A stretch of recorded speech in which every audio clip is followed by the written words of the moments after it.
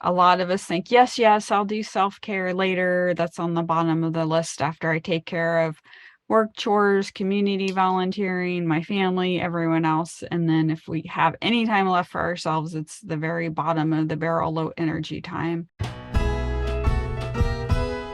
Welcome to Quiet Your Mind Chatter. I'm Lucky, and today I get to talk with Linda, who, like me, lives here on Maui. In the first half of this episode, Linda brings a problem to me. She's got too much stuff. She's not a hoarder, but she has a hard time letting go of physical objects. That's our starting point. I offer her some suggestions, then after working together for several weeks, we have a follow-up interview in which you'll hear all kinds of solutions that Linda's higher power ushered forth into her life. I'm excited for you to listen. Here we go. Welcome, Linda. It's great to have you on the podcast. Oh, thank you for inviting me. I feel privileged to be asked. Thank you. I've been looking forward to our conversations. So Linda shared with me some things that she's hoping to work on as my coaching client, and I'll let her tell you. So what's going on? What are we asking God to help with today? Well, when you told me to think about something that I could improve upon, talk upon, get some insight from you on, something immediately came to mind because being a kindred soul as a teacher as we are, I know you understand the mentality of, it's kind of the Band-Aid mentality of whatever you've got, you use. Nothing's wasteful. If it is broken, we'll fix it. So don't give it away. Keep it for another time. And one of my issues has been I've done that in my real life. And I'm not a hoarder. I ban that word because I think it's a negative word. But I call myself a collector. So it's just kind of a little bit of a denial of the fact that I have stuff I really don't need, but I have a very hard time of releasing it. I can donate it to somebody in their hand that I know and give it to them and bless it and it's gone. I'm good with that. But to donate and give it away to someone that I'm not sure will treasure it or honor it really bothers me. And it doesn't have to be a person I know. I mean, if I took it to a shelter, I would love to give it to somebody at a shelter. So I hold on to things I don't let go of. People give me stuff I don't need. It's brand new, brand spanking new, and I just can't let go of it.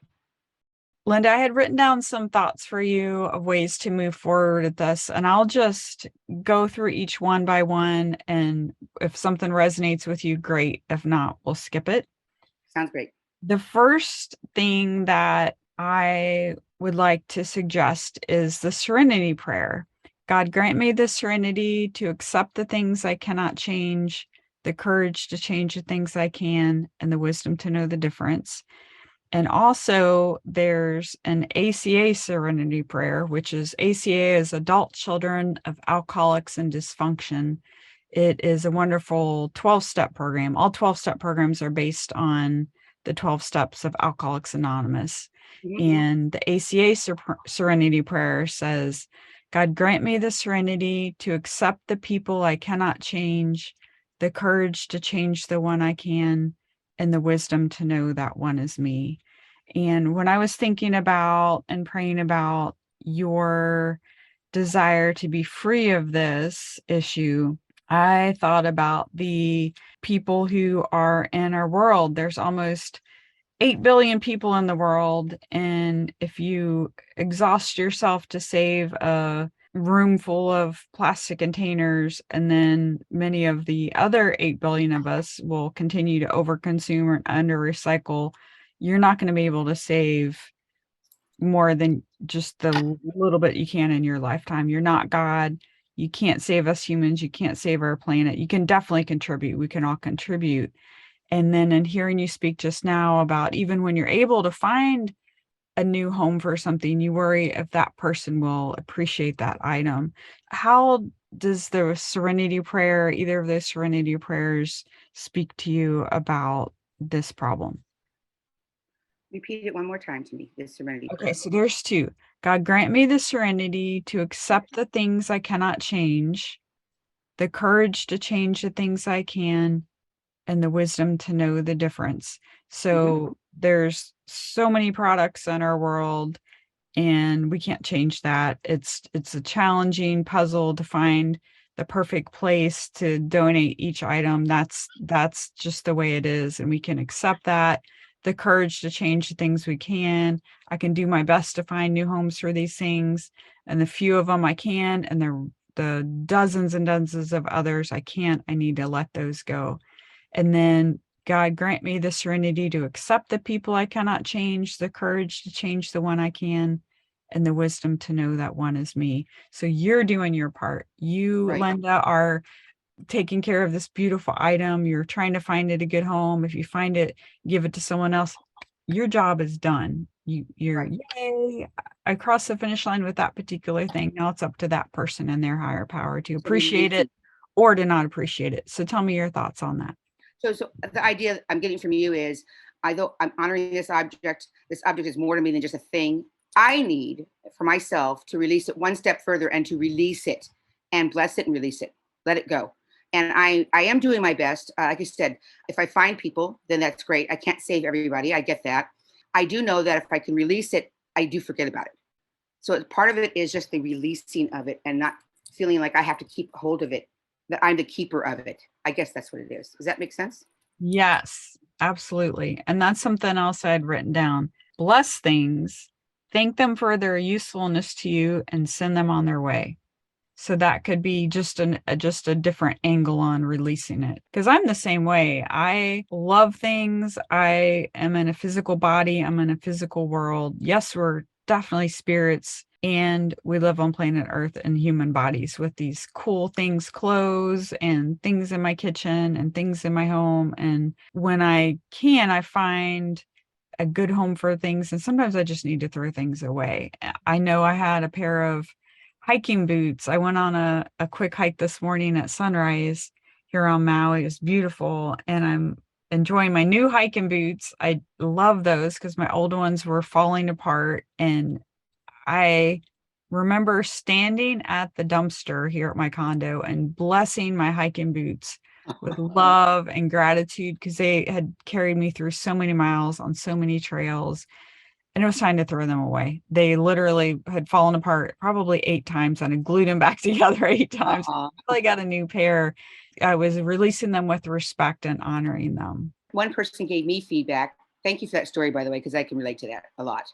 One person gave me feedback and said that she doesn't even buy items that like have like those sour cream containers or those cream cheese containers. You know, when I'm done, I actually wash them because they have lids and I want to use them. And so she said one way of not adding stuff to my stuff is don't buy those items. Find something that's more disposable. Find things that you don't feel attached to. Feel like you have to keep, or it won't be used properly. Tell me about your spiritual self, your relationship with your higher power. Do you have a belief in God or higher power? Or do Yes. you? Actually, I've been a Christian since I was born. My parents raised me in a Protestant family, and did lots of went to church regularly. With organized religion. First Assembly of God. And as I got older, I tended to get a little more independent. Although I have a very, very deep belief in God, Jesus, and I pray every night.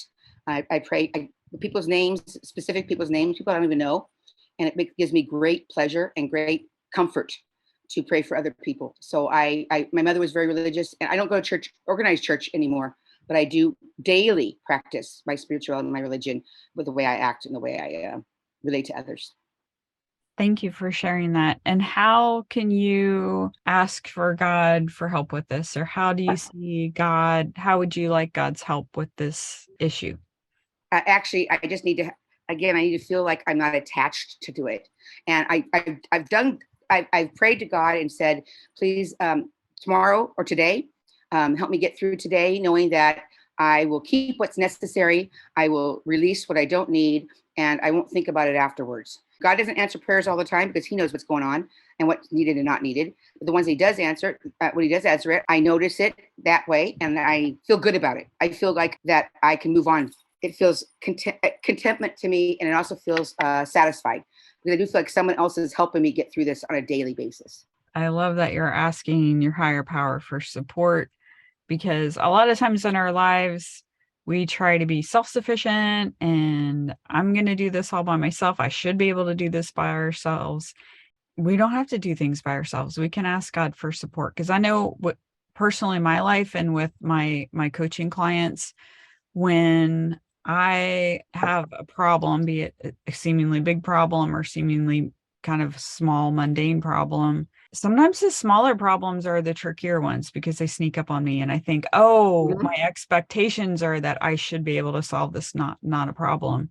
Hmm. When I tell my problem how big my higher power is with the bigger ones, recently there was something in my life that seemed really, really hard and I had no idea how I was going to get around it or through it. And then I remembered, oh, I've got God on my side. Okay, Right. problem. We're going to shrink you down to right size, which is actually pretty small because my higher Right. power is amazing.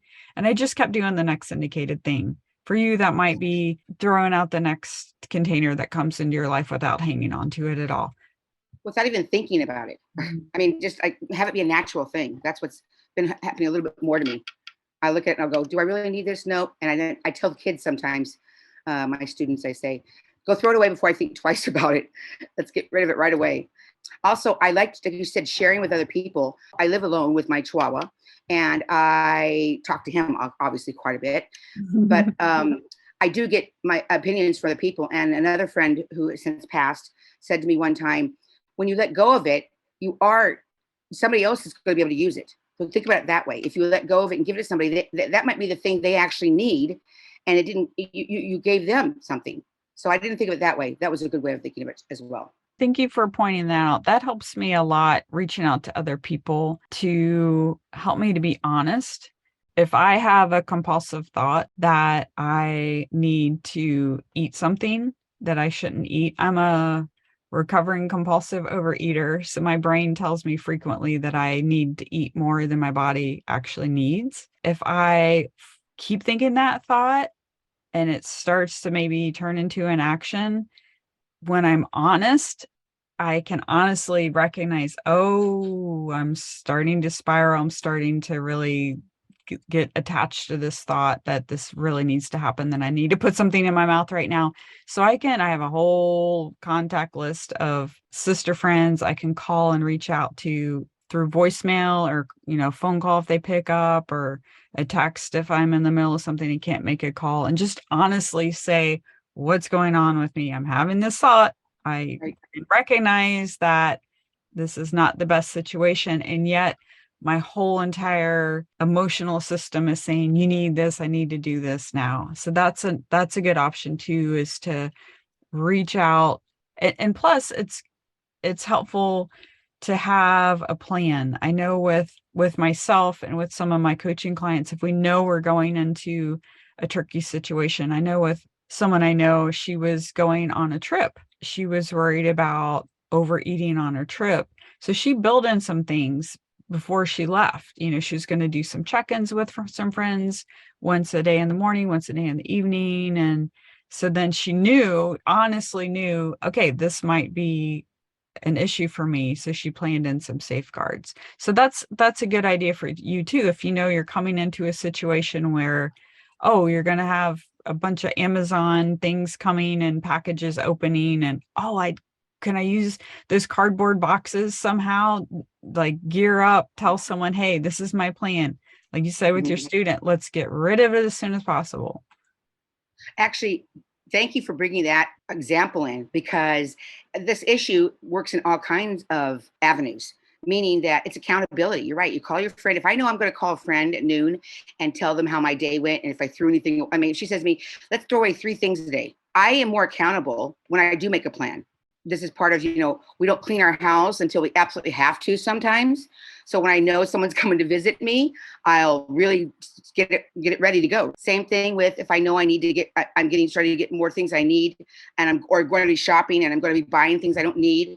If I do an accountability issue and I say, okay, I'm going to give, Lucky a call and tell her something. I avoided buying something, or I didn't buy it because of this, or I bought it, but I'm going to use it for this. It gives me a little more of a mindful thought process about why I bought the item and what I'm going to do with it afterwards. So really good point, Lucky. Thank you for saying that. Honesty, it's our friend, even though it's not always fun. Before we started today's conversation, I pulled this out of my book from the chapter on journal prompts and prayers. And I don't know if it'll resonate with you, but let me read this and we'll see what comes up. The desire for meaning. The number one desire of humans is not pleasure, but meaning. How to find meaning? First, be of service to yourself.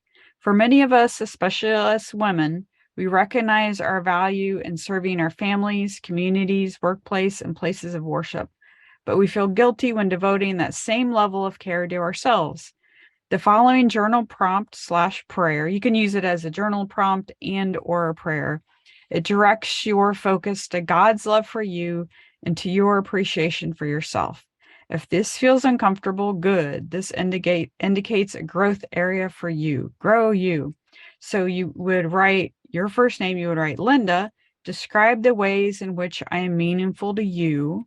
And then you write on that, or if you're in meditation, you can meditate on that, see what comes up. Another prompt is, God, in what ways am I meaningful to you? And avoid listing acts of service to others. And this is the last part that I wrote on this. When you sit stock still during meditation, you can begin to see how you have meaning just being there, completely unproductive, not moving forward in any way to meet your own expectations or to fulfill someone else's agenda. You can feel how your presence is meaningful to you and to God. Through this journaling prompt, you can find meaning in loving yourself. When you see a creature that is easily lovable, a koala, a puppy, a kitten, a chihuahua, your heart fills with love, even though the animal has not performed any acts of service for you. This is your practice to send yourself a heart full of love simply for being adorable. I can relate to that. Absolutely. Actually, that's a very good segment for a peace pathway to actually address. I agree with you. I think I could use that journal entry. I know for me, I like being productive. I like working in the various capacities that I get to contribute work to myself, to my community, to my clients. And I still need to sit in meditation and be unproductive and just know that my higher power is happy with me. I'm happy with me just sitting there and doing absolutely nothing. And then have some time where I go and have fun. I exercise, I have fun with friends. So all those times are unproductive times that I get to recognize that I have value just by being me, not because I have these containers and I found a good home for them. I'm done wearing this dress. I found a new home for the dress, a new lovely lady to wear this dress. Those are good things, but they're not the number one value of me. My number one value of me, your number one value of you is just by being adorable, just by being your adorable self. Yes, 100% agree. Yep. Yes, I agree with you 100%. I need to appreciate myself. And I mean, again, it's all about, this is not the end of the world. It's an item. Put the right perspective on it, and don't hang on to it too long, and just let it go. Don't concentrate on it and focus on it. It's not what needs my attention. Yeah. The time you enjoy wasting is not wasted time. It's sitting right here in front of me. I thought exactly what you said. Sometimes just don't even move and just enjoy. I love it. Thank you for that. So my goal for you is to shrink the problem. I don't want you to just totally change and everything you just throw into the dumpster. You don't even worry about recycling. We have the pie chart, and this is taking up too big of a piece of a pie. We're just going to shrink it just a little bit, and then next week a little bit more, so it's headed in the right direction of being right size. So you can spend X amount of time each week recycling, finding new homes, and then the rest of the time you're focusing on enjoying yourself, being productive and lovely to the world in other ways. Yes, absolutely. I got it. Little by little, step by step, baby step. Moving in a healthy direction. So I will, if it sounds good to you, send you the journaling prompt / prayer, and you can work with that once this week. Sure. My way of giving homework to my clients is to pick out the most doable goals. So I'll send that to you. And if you want to journal on it once, that is perfect. You get an A for journaling on it once. If you and your higher power decide it's for your greatest good to journal on it again or 3 times this week, you get an A+. But if you do it once, that's perfect. Sounds good. Very doable. Very doable.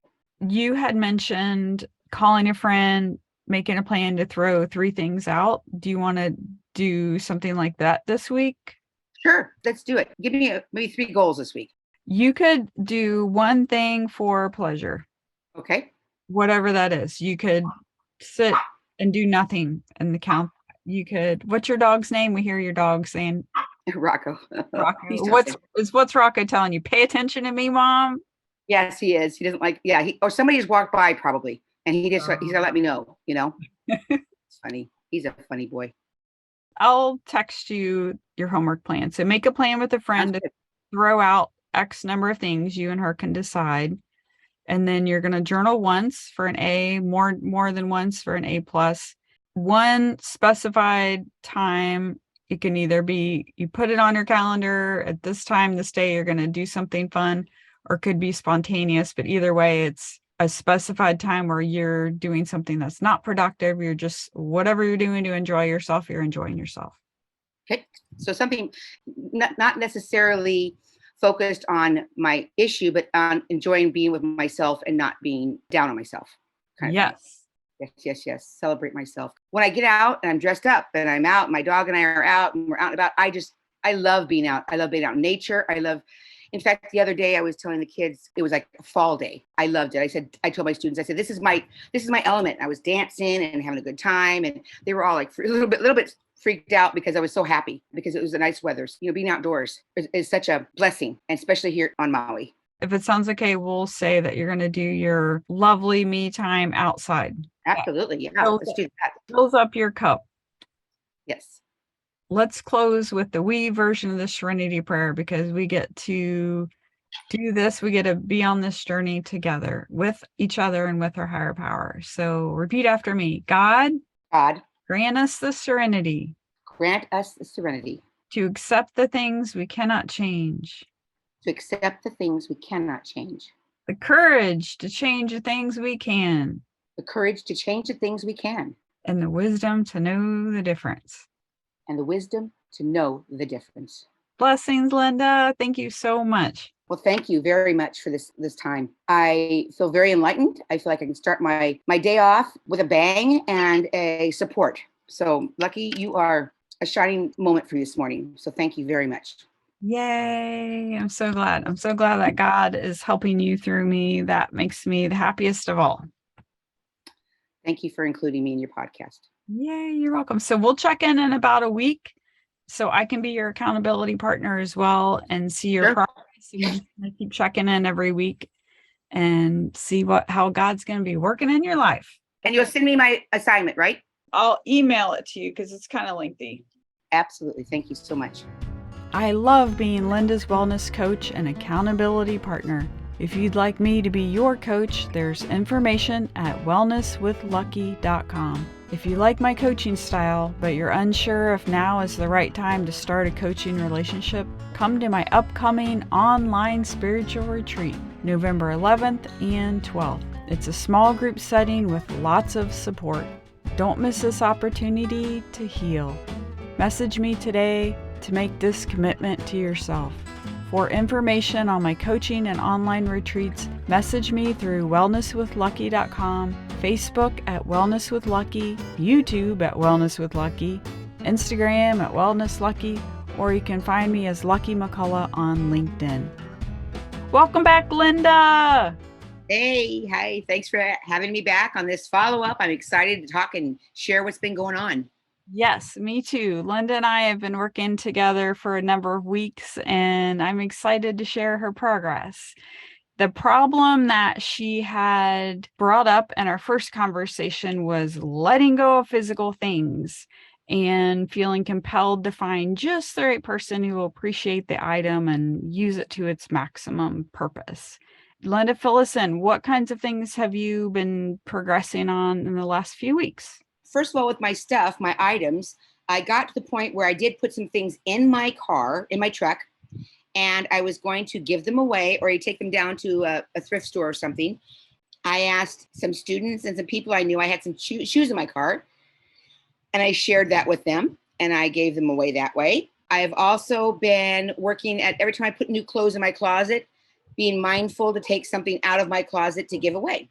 I love that balance. You are being mindful of having a flow. If something's coming in, something's going to go out. Yep. And I'm glad you found a new home for some of the items in your car. How are you currently? What do you have in your car, and what's your plan for moving those things along? Well, I still have more shoes. I just pulled out another 5 or 6 or 7 more items out of my closet today. The thought process is to either donate them at the school so that we can use them for the theater department eventually, for some kind of costuming or anything, and the other, or give them away to. I'm not attached. Well, basically, I don't feel attached to give them to a specific human being. That sounds like progress. Yep, it is. I feel better about that too. That's good. And I've seen you process through this the last few weeks, and I appreciate you hanging in there, because for some people, this would not be a big deal. Yeah, you just give it to the Salvation Army or Goodwill, not a big deal. But that's not the easiest thing to do for some people.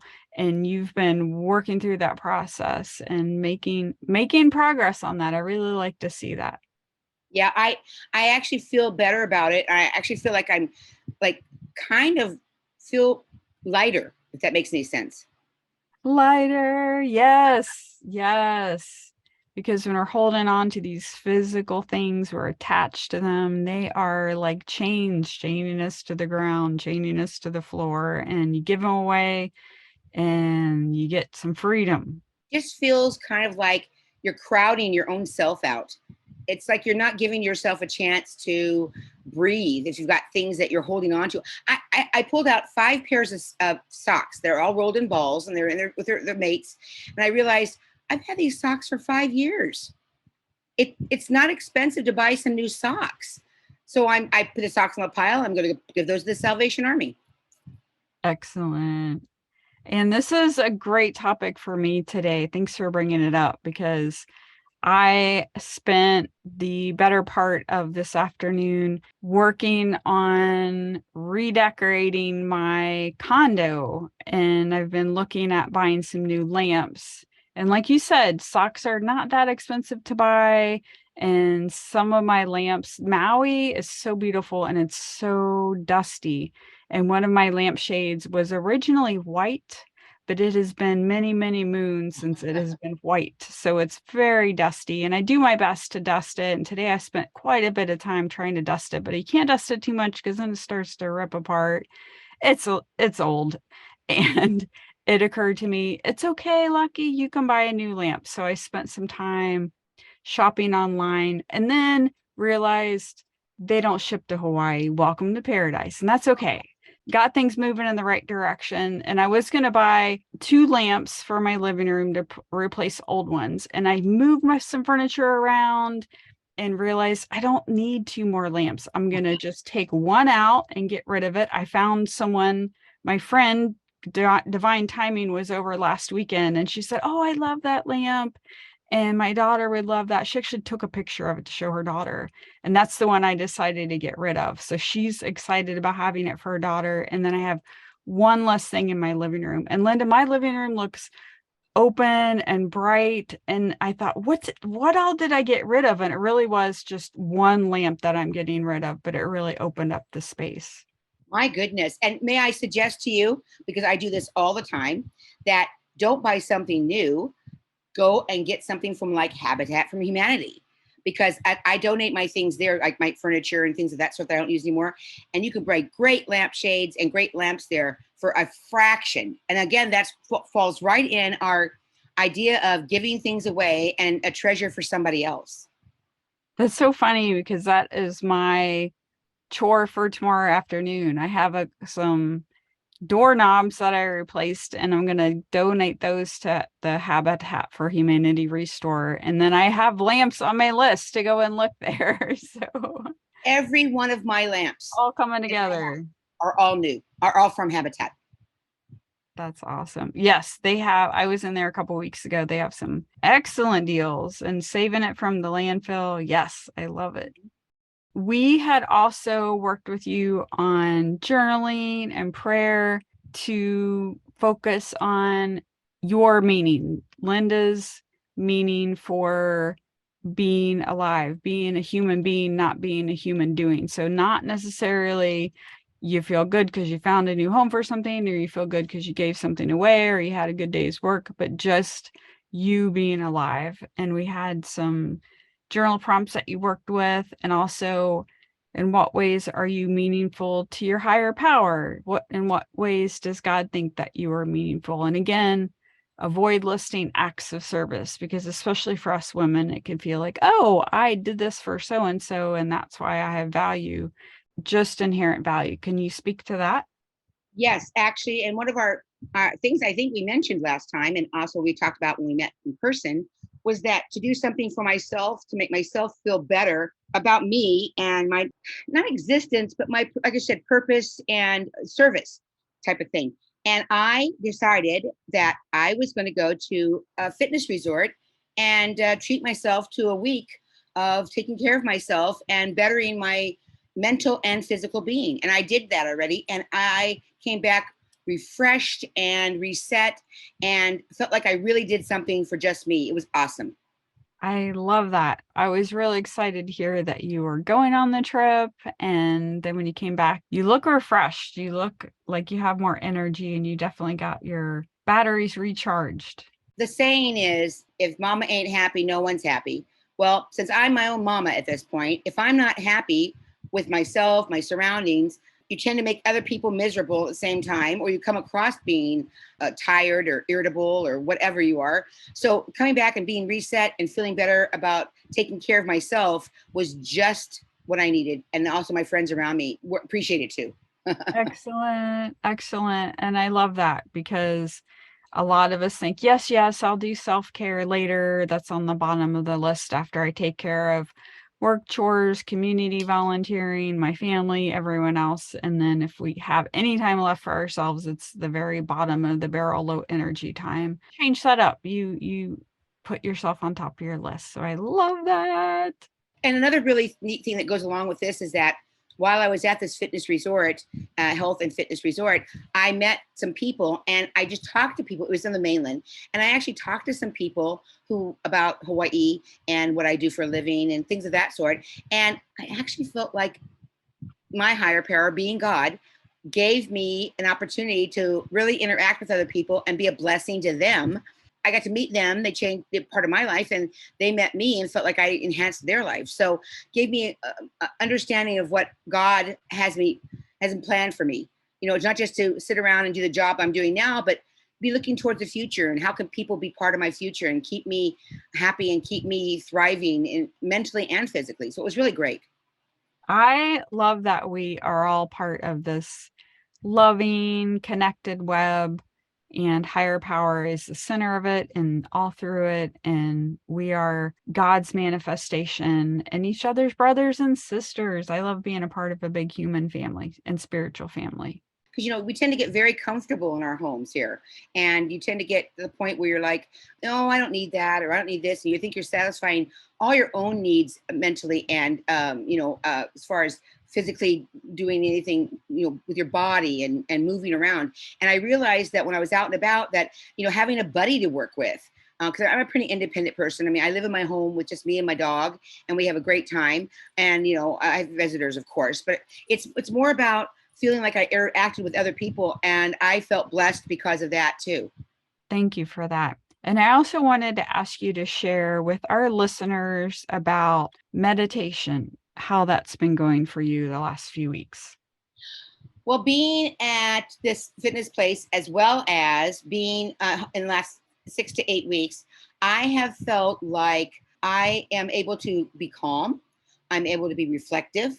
I'm able to do my prayers in a more fulfilling and more, again, mindful manner. And mediation for me has always been something of, if I slow down too slow, I fall asleep.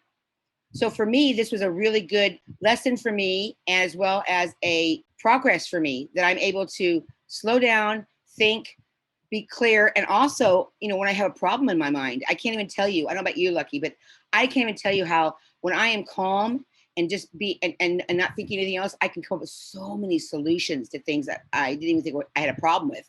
But I actually come up with solutions to things. Yes, I love that when we are calm, solutions come. And when we're worried and fretting over something and in fear, there's really not a whole lot of space for God to come in with solutions. And I love that you've been making progress and staying calm through meditation. And also, we had asked your higher power, you had asked your higher power to help you shrink the problem, the issue of being attached to physical things and being in control of those physical things.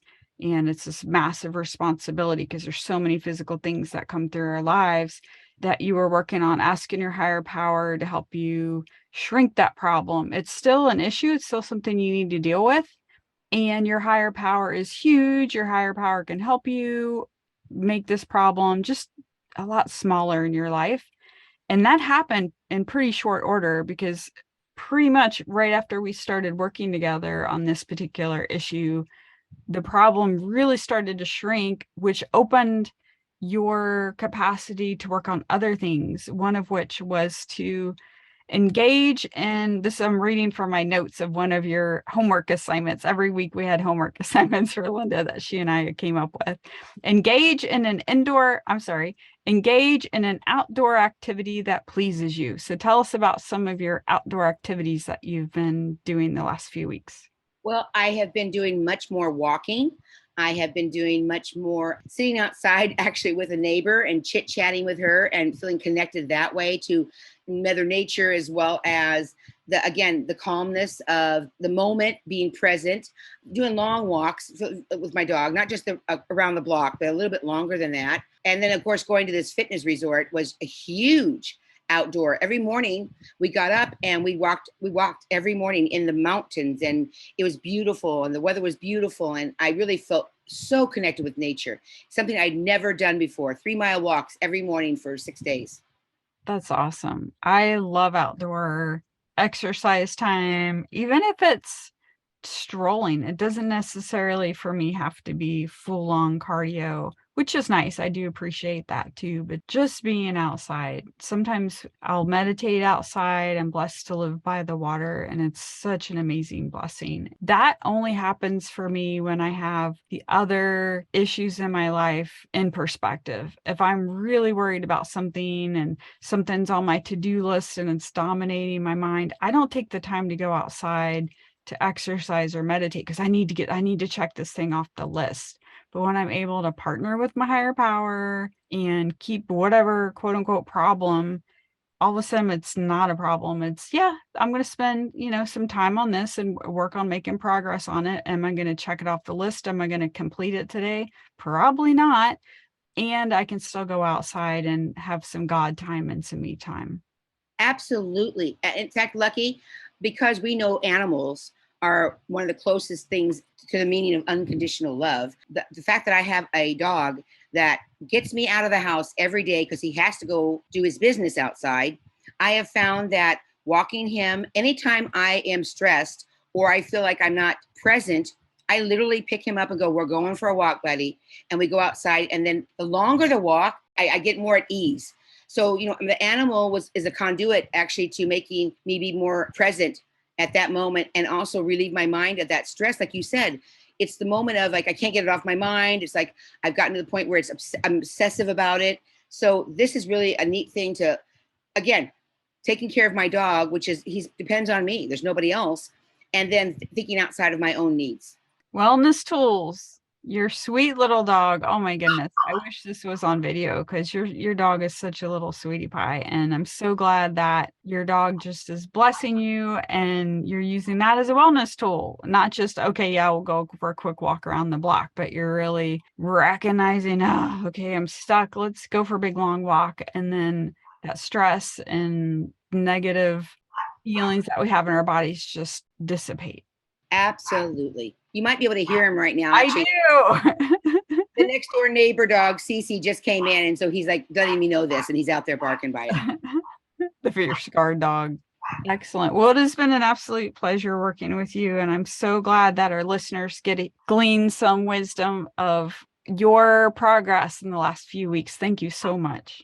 Lucky, thank you for letting me be part of this. This is something that is completely different to me. Although I'm used to talking and sharing with people in everyday life, I'm not used to like really focusing on just me and getting myself to a better space. So thank you for letting me have time for me and learn more about me and heal myself. Well, you are a beautiful, wonderful woman, and you deserve a lot of attention. And I'm glad you're spending some more of your own attention on yourself. Excellent. And thank you for being who you are too, Lucky, because I'm sure there's plenty of people, even farther than my voice is even reaching right now, that feel like they've been touched by you and you made a big difference in their lives. So thank you from all of us too. Thank you. I received that. For support in your journey ahead, I invite you to read or listen to my latest personal development book, Quiet Your Mind Chatter, available as an ebook at wellnesswithlucky.com, as a paperback on Amazon, and as an audiobook on Audible. That's Quiet Your Mind Chatter by yours truly, Lucky McCullough. Special thanks to Tessa Ashford, marketing specialist and all-around awesome person. Tessa helps me with all of my techie issues, and I got a lot of those, but I'm teachable. You can find Tessa at ashforddigital.com.